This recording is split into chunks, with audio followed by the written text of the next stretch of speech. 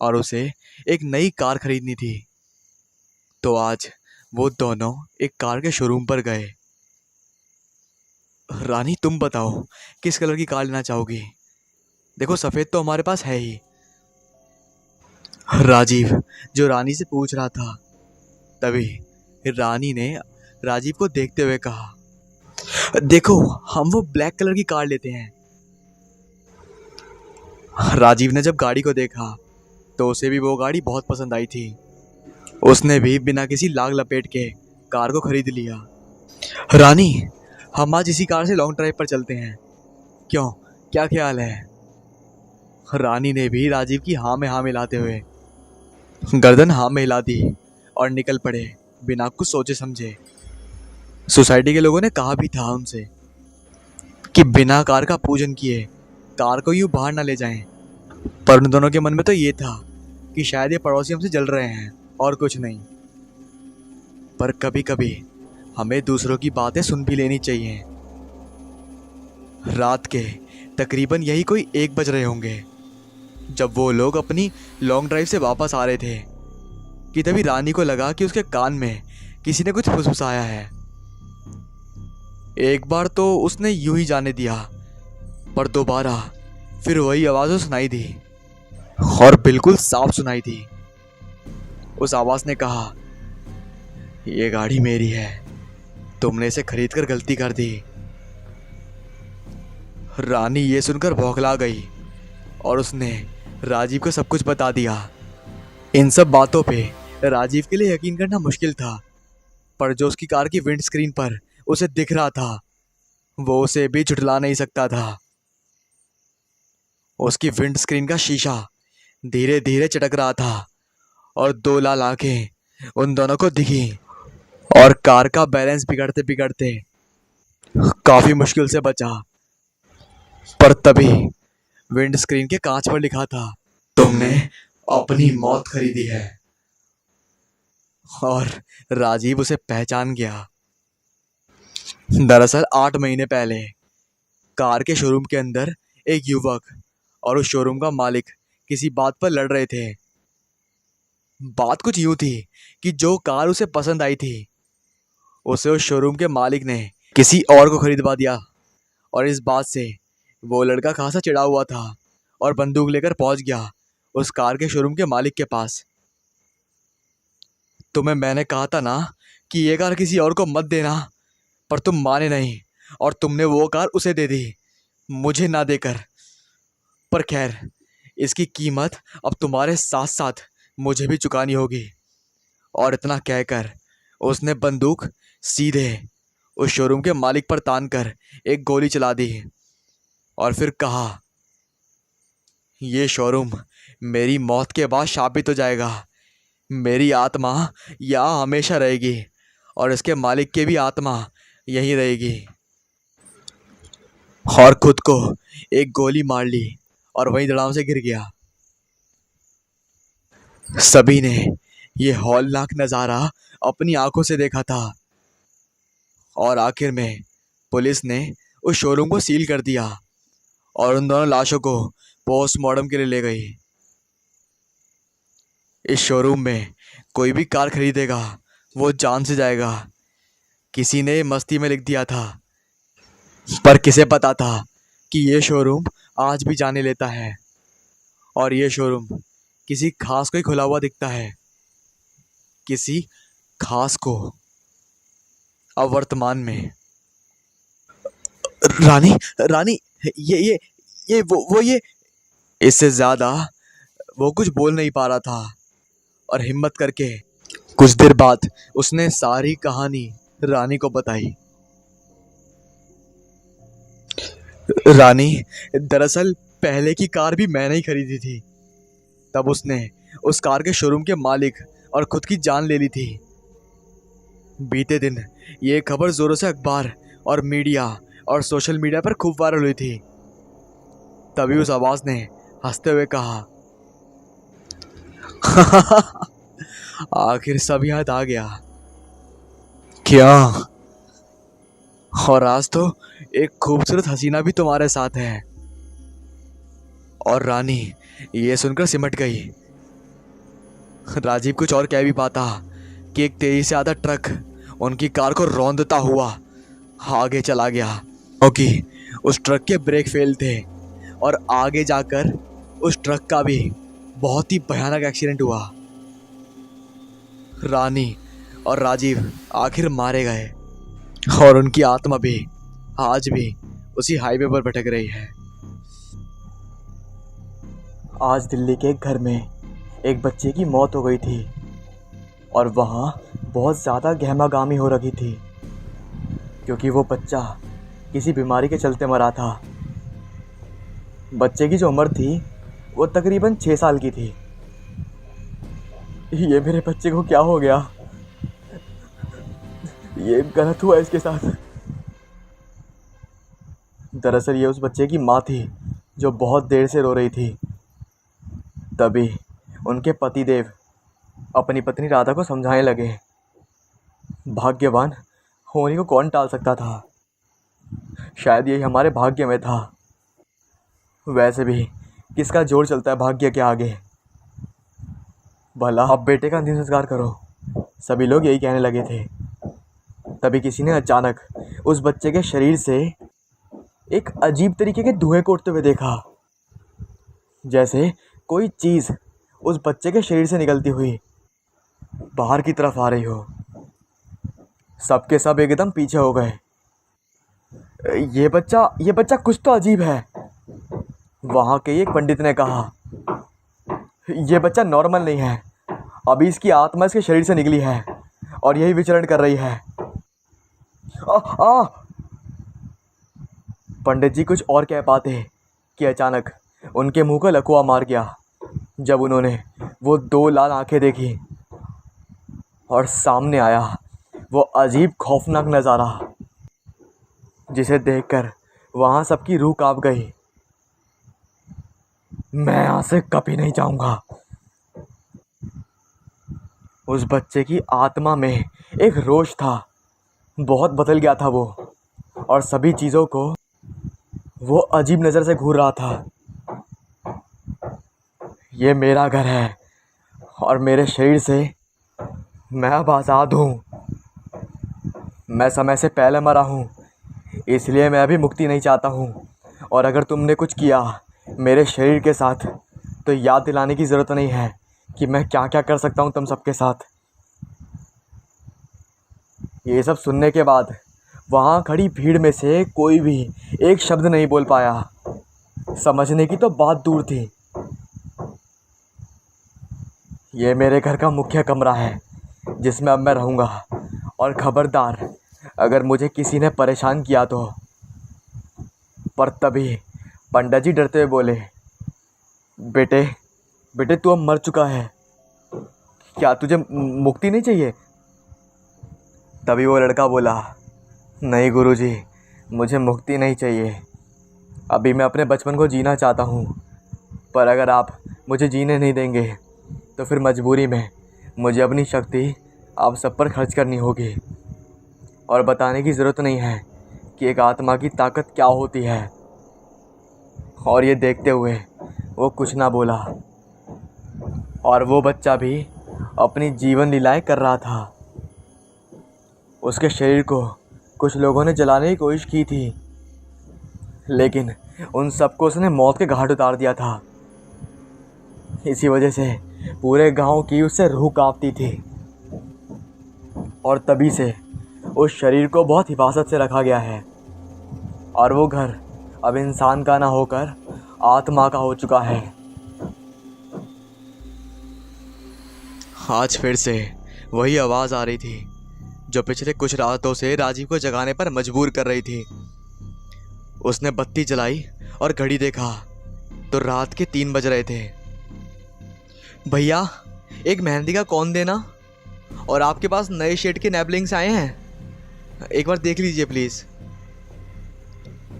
राशि ने शॉप में जाते ही दुकानदार से पूछा। हाँ भाभी जी, सब हैं, आइए आइए। अरे राहुल, ज़रा इनको बताना तो। दुकानदार ने राशि को अंदर बुलाते हुए कहा। बताइए क्या दिखाऊं आपको? राहुल ने राशि से पूछा। भैया मुझे नए शेड्स वाले नैपलिंग्स और हाँ लिपस्टिक भी दिखाइएगा, राशि ने कहा। ये लीजिए, राहुल ने रूखी आवाज़ में कहते हुए नैपलिंग्स, नेल पॉलिश और लिपस्टिक का डब्बा राशि के सामने रख दिया। हाँ हाँ ये अच्छी है, राशि ने एक लाल रंग की लिपस्टिक उठाते हुए कहा। आप इस रंग की लिपस्टिक मत लीजिए, आप कोई दूसरी रंग की लीजिए, राहुल ने राशि को टोका। क्यों, इसमें क्या खराबी है, राशि ने तल्खी से पूछा। नहीं, इसमें कुछ खराबी नहीं है, लेकिन आप पर इससे ज़्यादा दूसरा रंग अच्छा लगेगा, राहुल ने अजीब नज़रों से उस लाल लिपस्टिक को घूरते हुए कड़क आवाज़ में अपनी बात कही। देखो तुम अपना काम करो, मुझे जो लेना है वो मैं लूँगी, राशि ने आंखें दिखाते हुए कहा। अरे राहुल, क्या बात है, क्यों ऐसे बात कर रहा है मैडम से? कुछ दिनों से देख रहा हूँ तू कस्टमर से ठीक से बात नहीं कर रहा, सबको टोकता रहता है। चल ठीक से अपना काम कर, दुकान के मालिक ने राहुल से थोड़ा तीखे स्वर में कहा। राशि को शाम में किसी पार्टी में जाना था, उसने जल्दी जल्दी मेकअप का सामान लिया और बाजार का काम खत्म करके सीधा अपने घर पहुंच गई। शाम को तैयार होकर राशि पार्टी में पहुंची। अभी उसने जूस का गिलास उठाया ही था कि ये क्या, अचानक वह बेहोश होकर गिर पड़ी। सब लोग दौड़कर उसके पास आ गए। पार्टी के रंग में भंग पड़ गया था। वहां मौजूद लोगों में से एक ने राशि के मुंह पर पानी के छींटे मारे और फिर उसकी नब्ज चेक की, लेकिन ये क्या, राशि तो मर चुकी थी। तभी किसी ने पुलिस को फोन किया। थोड़ी देर बाद पुलिस भी आ गई। इंस्पेक्टर निमिता ने सबको एक तरफ खड़ा करके स्थिति का जायजा लिया। वहां मौजूद सभी लोगों से पूछताछ की गई, लेकिन सबका एक ही जवाब था कि उन लोगों को कुछ भी मालूम नहीं है कि यह सब कैसे हुआ। इंस्पेक्टर निमिता ने राशि की बॉडी फॉरेंसिक लैब में भेजी और छानबीन करने में जुट गई। निमिता को राशि के घर की तलाशी और उसके जान पहचान के लोगों से पूछताछ के दौरान कुछ भी ऐसा संदेहास्पद नहीं लगा जो राशि के मौत का कारण हो सके। इंस्पेक्टर निमिता अपने कैबिन में कुर्सी पर बैठकर राशि के केस के बारे में सोच रही थी कि उन्हें एक फ़ोन आया और वो उठकर चली गई। निमिता जब मौकाए वारदात पर गई तो देखा कि एक लड़की की मौत उसके घर के बाहर हो गई थी और उसका पति पास ही बैठकर रो रहा था। इंस्पेक्टर के पूछने पर उसके पति ने अपना नाम राजेंद्र बताया और कहने लगा कि वो और उसकी पत्नी तैयार होकर बाहर घूमने जा रहे थे। कुछ देर पहले तक तो सब कुछ ठीक था, लेकिन जैसे ही उसकी पत्नी दरवाज़ा बंद करके लिफ्ट की ओर मुड़ी तो पता नहीं उसे क्या हुआ और वो बेहोश होकर गिर पड़ी। और अब ये, इतना कहते ही राजेंद्र रोने लगा। निमिता ने उसे चुप कराया और उसकी पत्नी की बॉडी को फॉरेंसिक में जांच पड़ताल के लिए भिजवाया। फिर राजेंद्र से कहकर घर का ताला खुलवाया और पूरे घर की तलाशी ली।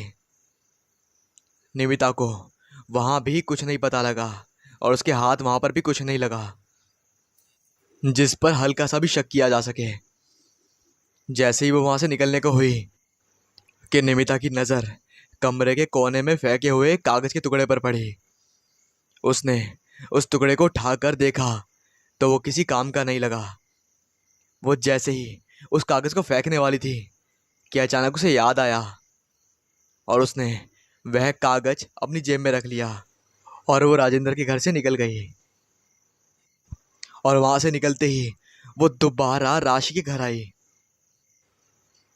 राशि के घर पहुंचकर निमिता उसके बेडरूम में गई और टेबल पर रखे सामानों की जांच करने लगी। इन सामानों में रखा एक कागज ने उठाया और फिर राजेंद्र और उसकी पत्नी के घर से वो कागज लिया और अपनी जेब से निकालकर दोनों कागज को एक साथ रखकर देखा तो उसकी आंखों में चमक आ गई। तभी निमिता का फोन बजा। फॉरेंसिक विभाग से फोन था। फोन पर बात करते ही निमिता ने गहरी सांस ली और राशि घर से निकल पड़ी। शायद उसे पता चल गया था कि दोनों लड़कियों की मौत कैसे हुई और अब उसे क्या करना है। इंस्पेक्टर निमिता उसी शॉप में गई जहां से एक दिन पहले राशि ने मेकअप का सामान खरीदा था। इंस्पेक्टर को देखकर दुकान वाला सकपा गया। निमिता ने दुकान के मालिक और वहां पर काम करने वाले राहुल को गिरफ्तार किया और थाने लेकर आई। हाँ तो बताओ, क्यों मारा तुमने राशि और रितिका को? निमिता ने कड़क आवाज में बोला। मैडम मैडम हम क्यों मारेंगे अपने कस्टमर को? इससे तो मेरी दुकान की बदनामी होगी। दुकान वाले ने हाथ जोड़ते हुए कहा। ज्यादा भोले बनने की जरूरत नहीं है। पहले तो उन दोनों को जहर देकर मार डाला और अब झूठ बोल रहे हो। मुझे तुम्हारी दुकान से खरीदे गए सामान का बिल मिला है, उन दोनों के ही घर से। नमिता ने जेब से बिल निकालकर उनके सामने टेबल पर रखते हुए कहा। लेकिन दुकान के मालिक ने दोनों मौतों के बारे में कोई जानकारी होने से मना कर दिया और राहुल की तरफ इशारा करते हुए उससे पूछ लिया। मैडम देखो, मुझे नहीं पता, लेकिन शायद ये राहुल को कुछ पता होगा। निमिता ने राहुल की ओर देखा जो जमीन पर बैठा हुआ था और एकटक दीवार को देखे जा रहा था। निमिता ने उससे बराबर पूछा, लेकिन पता नहीं वो किन ख्यालों में खोया हुआ था। उसने कोई जवाब ही नहीं दिया। क्यों मारा तुमने राशि और रितिका को? निमिता ने राहुल को एक डंडा मारा और जोर से पूछा। मैं नफरत करता हूं उससे, वो धोखेबाज है। निमिता के पूछते ही राहुल पागलों की तरह हंसने और बड़बड़ाने लगा। वो धोखेबाज है, उसने उसने मुझे धोखा दिया है।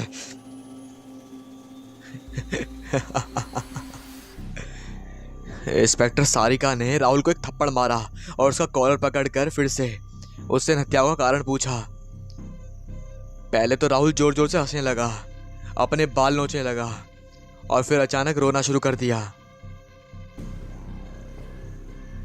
राहुल निमिता को अपनी आपबीती सुनाने लगा। मैं पहले ऐसा नहीं था। मैं एक मेहनती लड़का था और एक दुकान में काम करता था।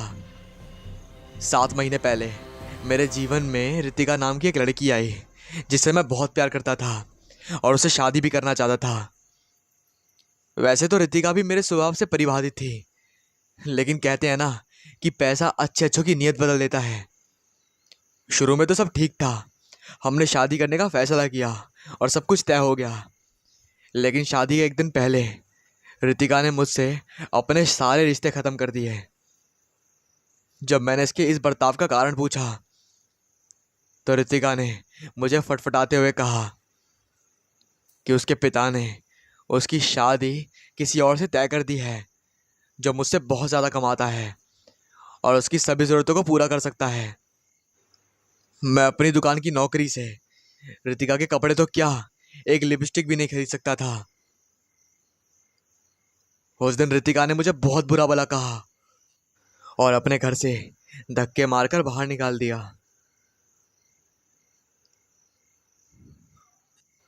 फिर राहुल ने आगे कहना शुरू किया। रितिका के द्वारा बोली गई एक बात उसे अपनी बेइज्जती लगती थी, जिससे उसके दिमाग पर काफी गहरा प्रभाव पड़ा था। उसे हर समय रितिका की कोई बात चुभती थी। वह चुपचाप सा रहने लगा। फिर एक दिन उसे पता चला कि रितिका ने एक पैसे वाले लड़के से शादी कर ली थी।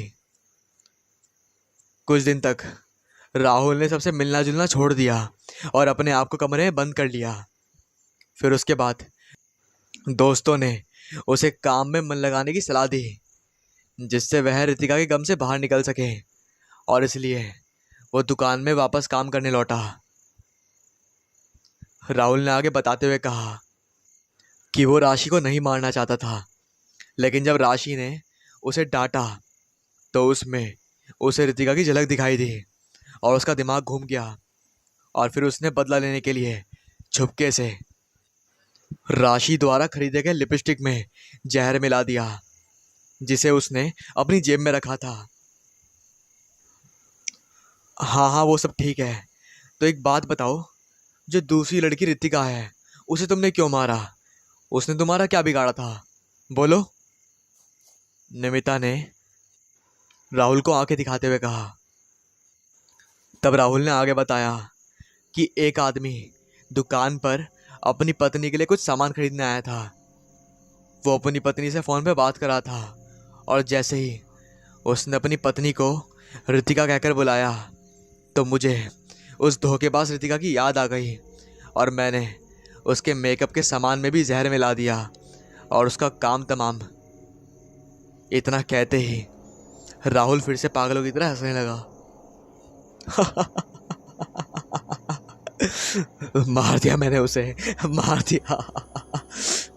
वहां खड़ा दुकान वाला भी राहुल को इस तरह कभी हंसते तो कभी रोते हुए देखकर हैरानी में पड़ गया और सोचने लग गया कि उसने ये क्या कर दिया, कि इसको काम पे रखा जिसकी वजह से इतने लोगों की हत्या हो गई। अब उसकी दुकान की क्या इज्जत रहेगी? इंस्पेक्टर नमिता राहुल के मुंह से ये सब सुनकर काफी हैरान थी। वह सोच में पड़ गई कि किसी एक आदमी के प्रति नफरत के जहर ने राहुल को कातिल और दिमागी तौर पर बीमार बना दिया, जिसकी सही जगह जेल में नहीं बल्कि मानसिक स्वास्थ्य केंद्र में है, जहां इसकी सही देखभाल हो सके। हर तरफ सिर्फ खामोशी थी। उसी खामोशी में रात के सन्नाटे को चीरती उस चाकू से टपकने वाले खून की आवाज ने मेहुल के दिल की धड़कन बढ़ा दी थी।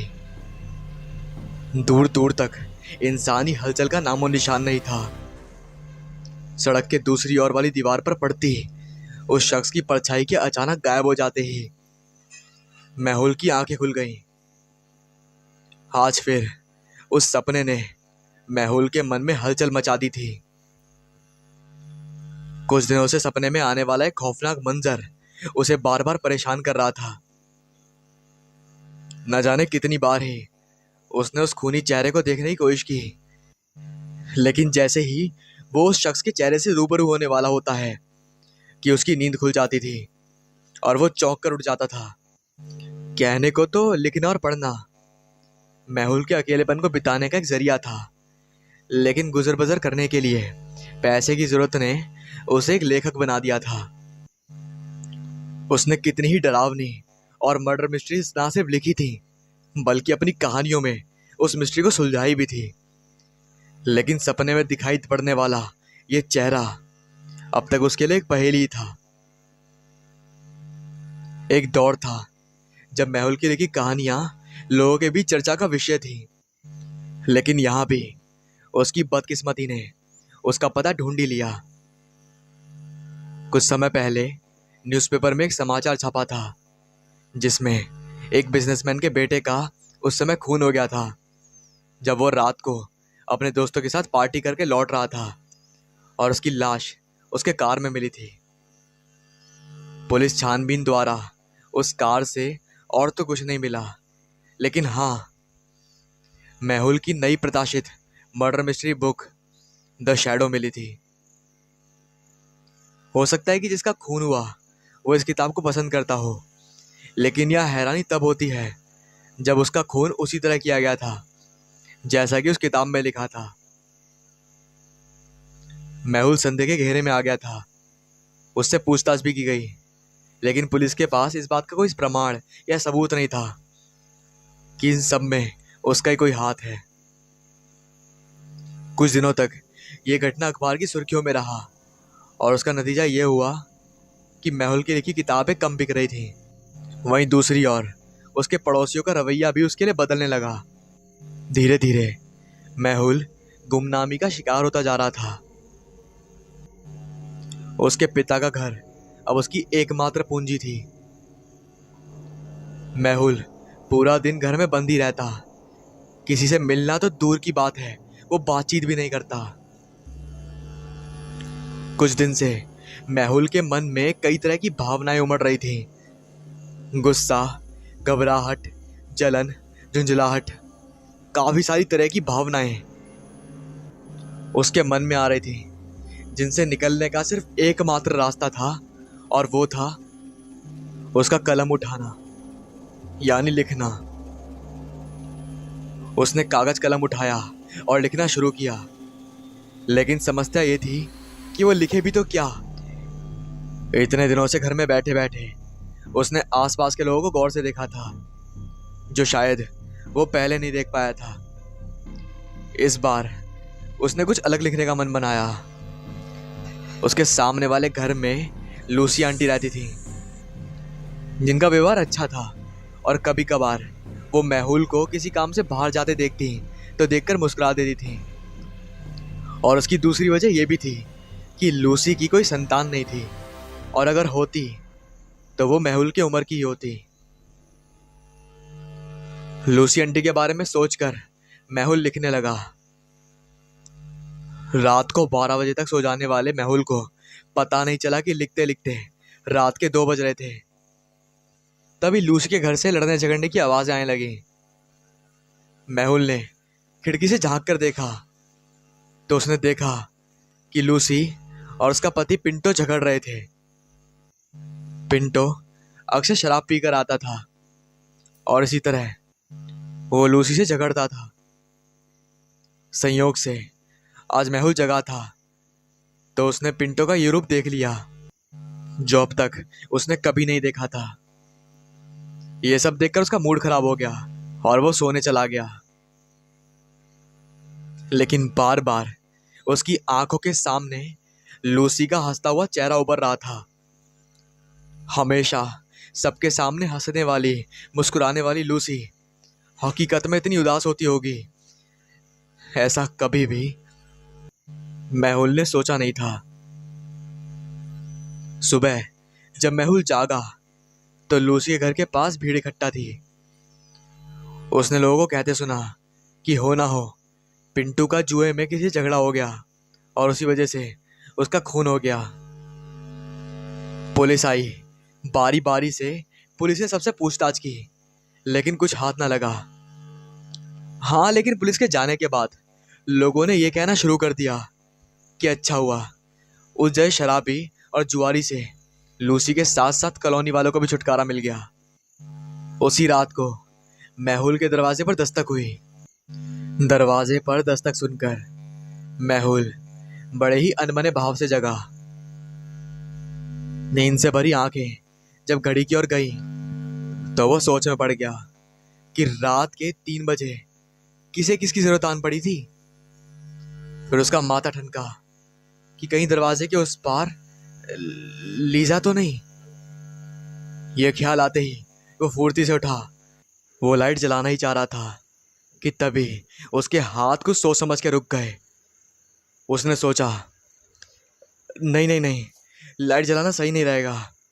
अगर इस वक्त किसी ने उसे यहाँ देख लिया तो सबको सब कुछ पता चल जाएगा, और वो ये कभी नहीं चाहेगा जब तक कि लीजा की सहमति ना हो। मेहुल ने धीरे से दरवाज़ा खोला। जिसकी आने की आशंका थी वो तो नहीं थी, पर गलियारे से आ रही रोशनी में उसने देखा कि 13 से 14 साल का लड़का वहाँ खड़ा था, जो बेहद ही कमज़ोर नज़र आ रहा था। उसकी आंखों के नीचे बने गहरे निशान बता रहे थे कि उसका नींद से कोई वास्ता नहीं था। उसके शरीर पर कहीं कहीं कुछ जख्म भी थे। एक नज़र में उस लड़के के पूरे शरीर का मुआयना करके जब मेहुल की नज़रें उसके चेहरे की ओर गईं तो उसने पाया कि वो लड़का अब भी फटी आंखों से एकटक उसे ही देखे जा रहा था।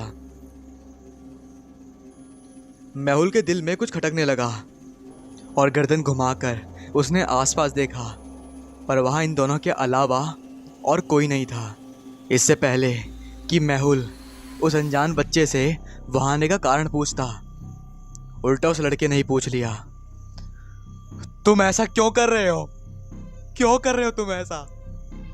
मेहुल हैरान परेशान सा उस लड़के को देखता रह गया, जो अभी भी बिना पल के झपकाए उसे ही देखे जा रहा था। अब कहने की बारी मेहुल की थी, मगर हैरानी की बात तो ये थी कि मेहुल का जवाब सुने बगैर वो लड़का वहां से चला गया। कुछ देर तक मेहुल उसे निहारता हुआ सोच रहा था, ये क्या क्या कर गया वो लड़का, कुछ समझ नहीं आया। इस उधेड़बुन से निकलकर जब तक वो उसके पीछे जाता तब तक वो लड़का वहां से गायब हो चुका था। मेहुल अपने कमरे में लौट आया और सिगरेट सुलगाकर कुर्सी पर बैठ गया। अब भी उसकी नजरें दरवाजे पर लगी थी। वो समझ ही नहीं पा रहा था कि उस बच्चे ने उससे ऐसा क्यों कहा है। खैर, उस बच्चे ने जो भी कहा या जो भी सोचकर उससे कहा हो, लेकिन सच्चाई तो यही थी कि वो यहां से जा नहीं सकता था। आज उस बच्चे ने मेहुल को उसके बचपन की याद दिला दी थी। राधिका और राकेश, इन दोनों की कोई संतान नहीं थी, इसलिए उन्होंने मेहुल को एक अनाथालय से गोद लिया था। राधिका का पूरा दिन अपने बच्चे के साथ गुजरता था, क्योंकि राकेश काम की वजह से बाहर ही रहते थे। एक दिन जब आधी रात को राकेश चोरों की तरह अपने ही घर में घुसे और ऐसा करते हुए जब राधिका ने उन्हें देखा, तब जाकर उसे राकेश के 2 नंबर के धंधे का पता चला। गलत लोगों की संगति में आकर राकेश बिगड़ चुका था और जब राधिका उसे समझाती तो वो मारपीट करने लगता।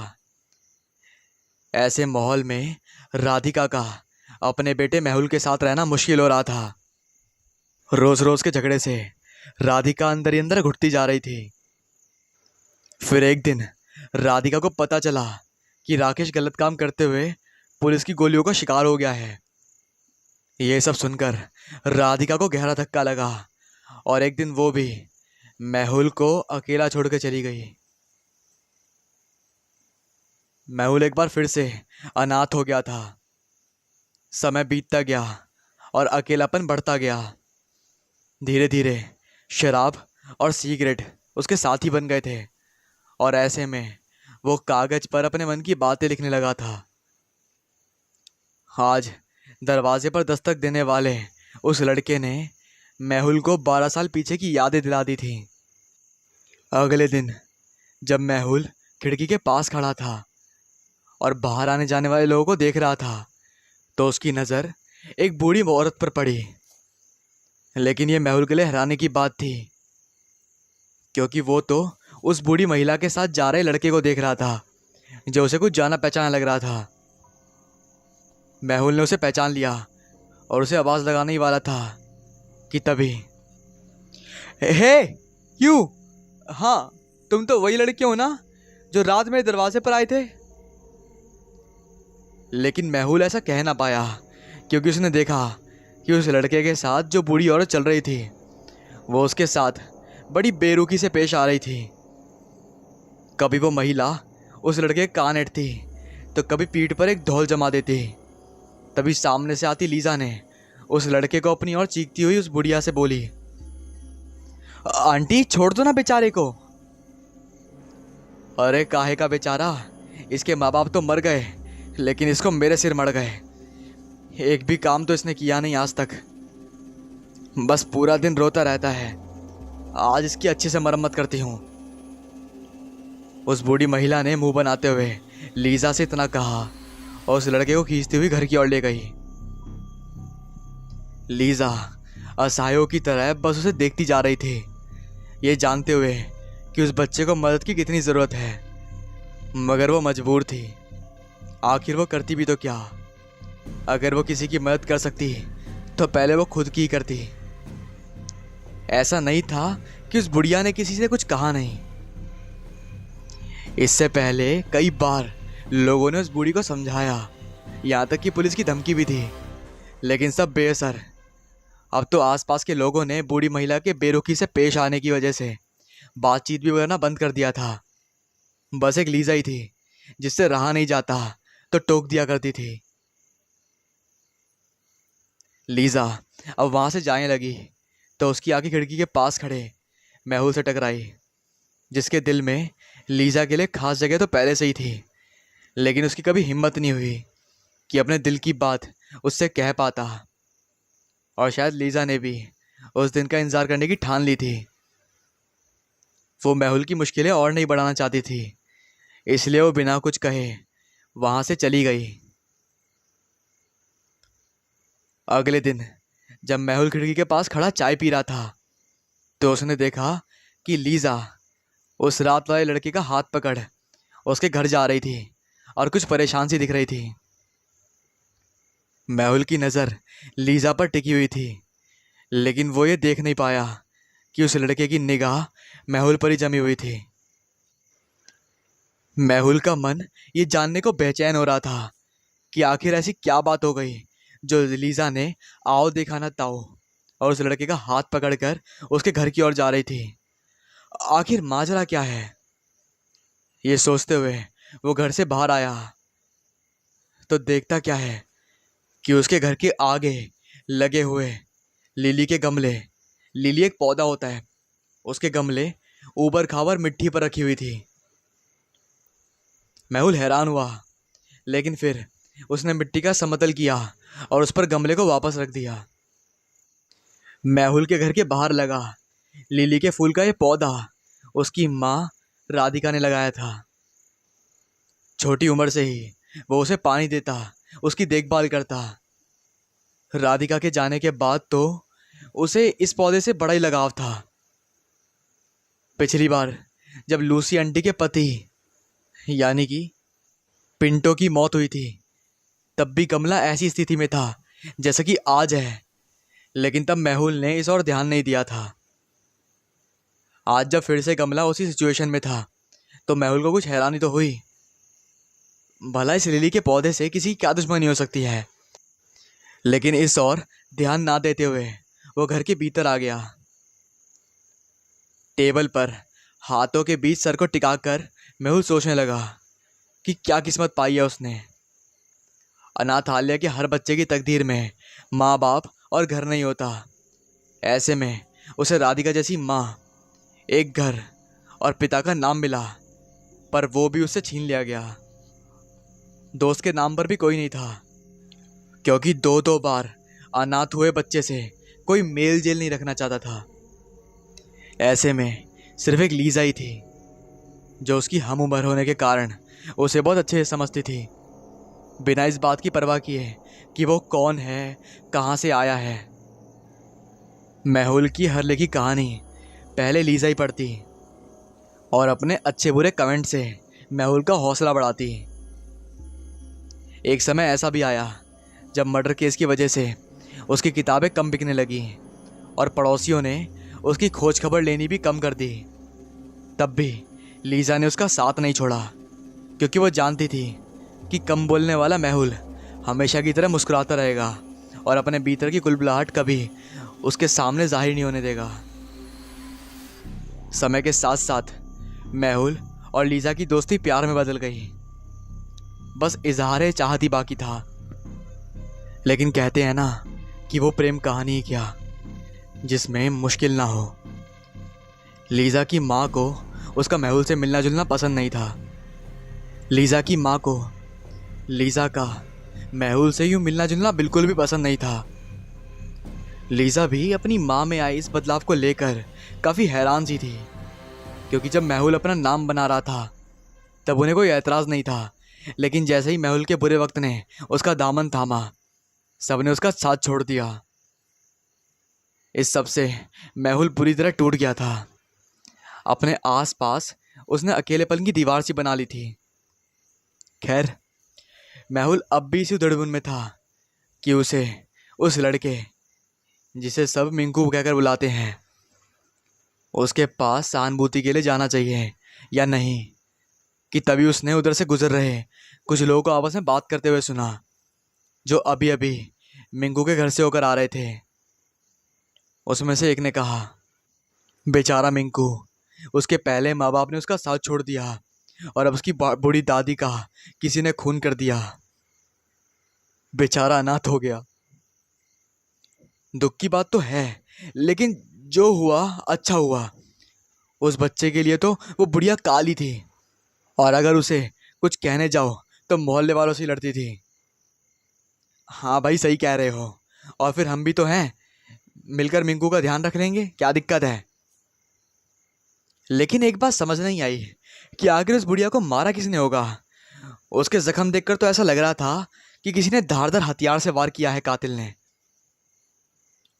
कुछ दिनों पहले लूसी के पति पिंटो की भी हत्या हुई थी, तो उसके शरीर पर भी सेम सेम घाव थे। कहीं ये दोनों हत्याएं एक ही आदमी का काम तो नहीं? अरे नहीं नहीं, मुझे तो लगता है कि जरूर उस बुढ़िया से किसी की लड़ाई हुई होगी और उसी ने करा होगा। वैसे भाई, इन दिनों जो भी वारदातें हमारे आसपास हो रही हैं उनसे हमें सावधान रहना चाहिए। हमारे मोहल्ले में इस तरह की घटनाओं का होना सही नहीं है। वैसे पुलिस भी तो है, वो सब कुछ पता लगा ही लेगी। ये सारी बातें बाहर खड़े लोग कर रहे थे, जिनकी बातें गौर से महूल सुन रहा था। और ये सारी बातें सुनकर वो अंदर तक दहल गया था। उसने बूढ़ी महिला के घर की ओर जाना सही नहीं समझा। और फिर लीजा भी तो वहीं होगी, ये सोचकर कि क्या जवाब देगा वो लीजा के सवालों से भरे निगाहों का, वो वापस कमरे में आकर सिगरेट सुलाकर बैठ गया। लेकिन उसका ध्यान बार बार उस लड़के मिंकू पर अटका हुआ था और उसकी बातों पर जा रहा था। अपने कमरे में इधर उधर चहलकदमी करते महूल को कुछ सूझ नहीं रहा था। वो थककर सोफे पर बैठ गया और कुछ देर बाद उसकी आंखें भी लग गईं। जब वो उठा तो शाम के 5 बज रहे थे। कुछ खाने की इच्छा हुई तो देखा कि घर में ब्रेड तक नहीं था। वो पास की दुकान से ब्रेड लेने चला गया। लौटते समय वो उस मोड़ के पास अटक गया जहां से लीजा का घर कुछ ही दूरी पर था।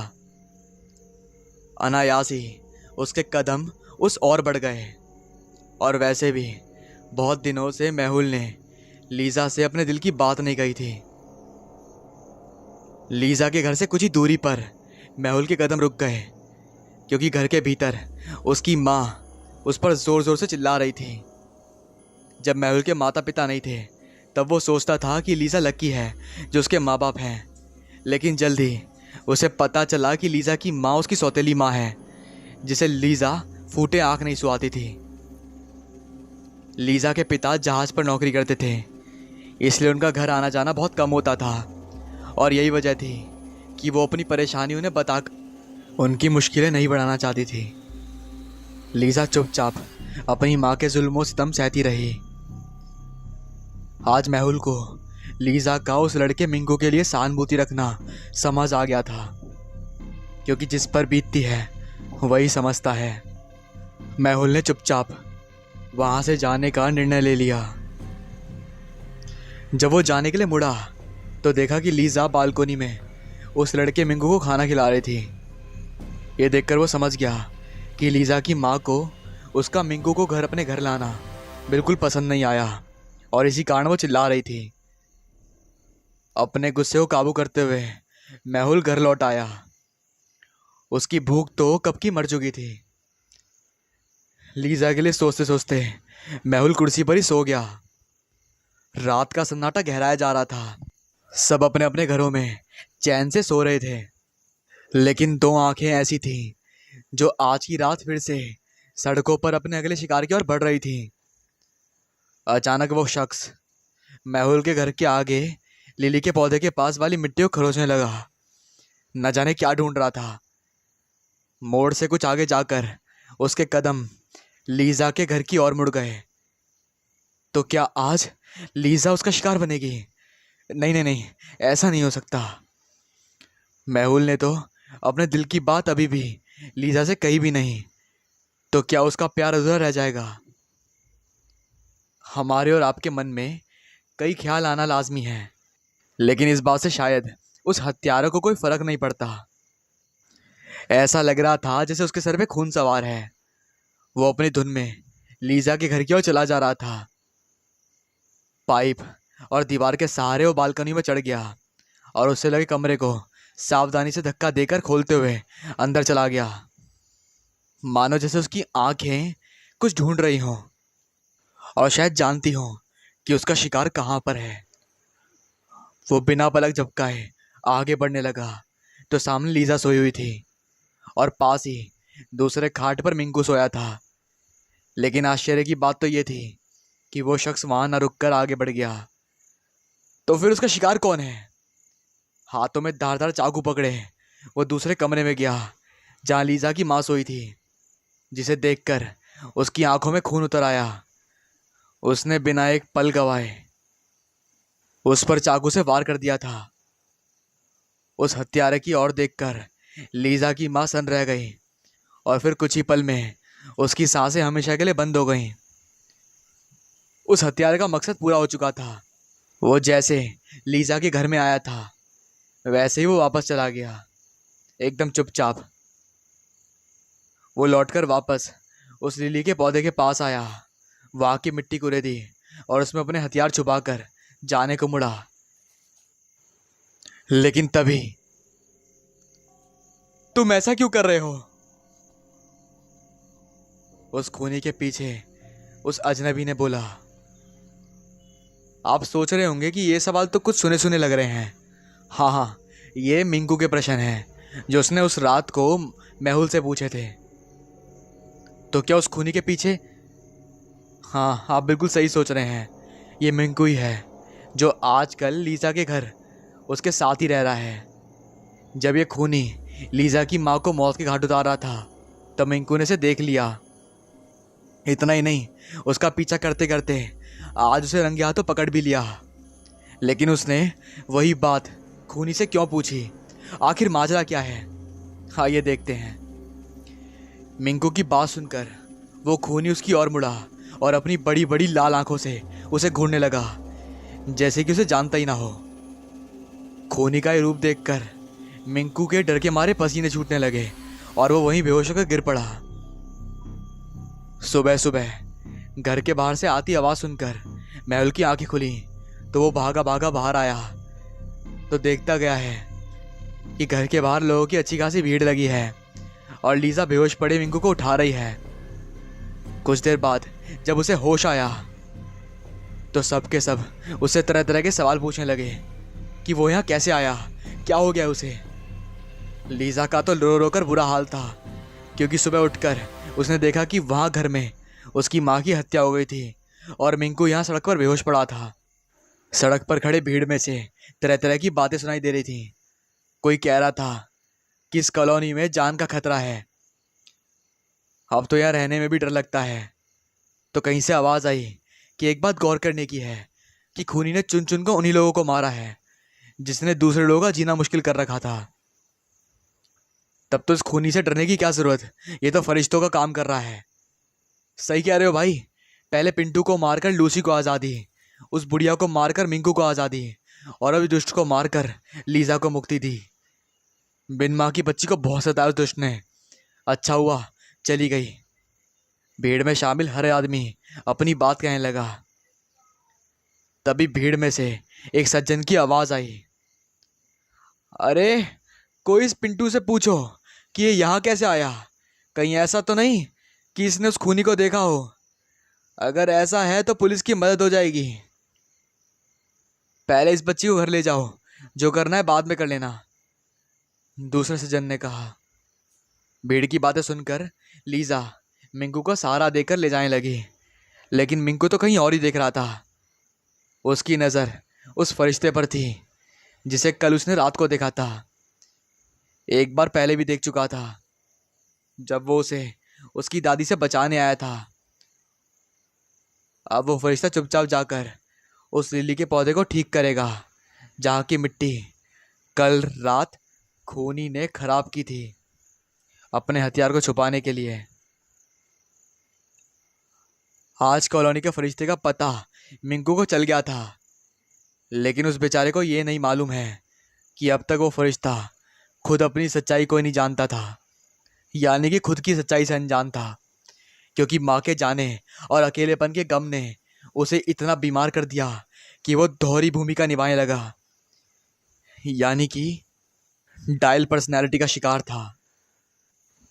दिन को चुपचाप घर में कैद रहने वाला और रात को फरिश्ता बनकर दूसरों को उनके दुख दर्द से छुटकारा दिलाने वाला। आखिरकार अब आपको भी पता लग गया होगा कि वो फरिश्ता कौन है।